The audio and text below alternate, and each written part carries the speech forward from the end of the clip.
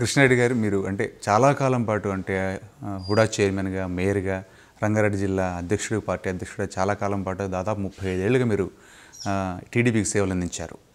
So ఇంత ఉన్నటువంటి జ్ఞాపకాన్ని మీరు వదిలేసి టీఆర్ఎస్లోకి వచ్చారు కదా. సో కొంచెం ఏదైనా బాధ అలాంటిది ఏమైనా అనిపించిందా? అంటే వస్తున్నానే ఇది సో ఇతరత్ర ఏమైనా కారణాలు ఏమైనా ఉన్నాయి? అదేమీ లేదు.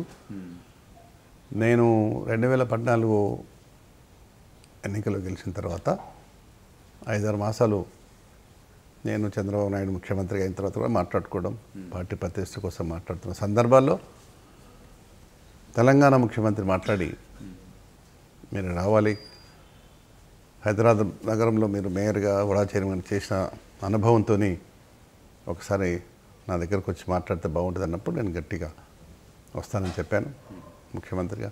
అంటే నేను ఏమంటానంటే ఆంధ్రప్రదేశ్ సపరేషన్ అయిన తర్వాత ముఖ్యమంత్రిగా చంద్రబాబు నాయుడు గారు తెలంగాణలో చేయలేడన్నది నాకు అర్థమైంది. దానికి ప్రధాన కారణం ఈ నీటి బాటాల కింద వచ్చినప్పుడు కొంచెం ఆంధ్ర వైపు మాట్లాడటం వల్ల కలత చెందాం. మేమంతా కలత చెంది ఇది ఏ విధంగా సరే మరి తెలంగాణ ముఖ్యమంత్రి గారు కూడా బాగానే పనిచేస్తున్నారు, మనల్ని పిలుస్తున్నారు కూడా, బాగుంటుందని చెప్పనేసి మొట్టమొదటిసారిగా శాసనసభలో టీడీపీ గెలిచి టీఆర్ఎస్ చేసిన మొట్టమొదటి ఎమ్మెల్యేని నేను. ముఖ్యమంత్రి గారే ఇక్కడికి వచ్చారు, ఆహ్వానించారు. మాకు కూడా గర్వంగా ఉంది.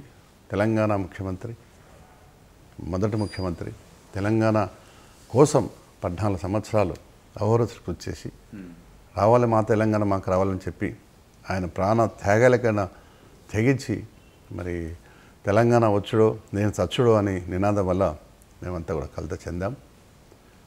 ఆ విధంగానే అందుకే ముఖ్యమంత్రి గారికి మేము చేదోడు వాదోడుగా ఉంటాం.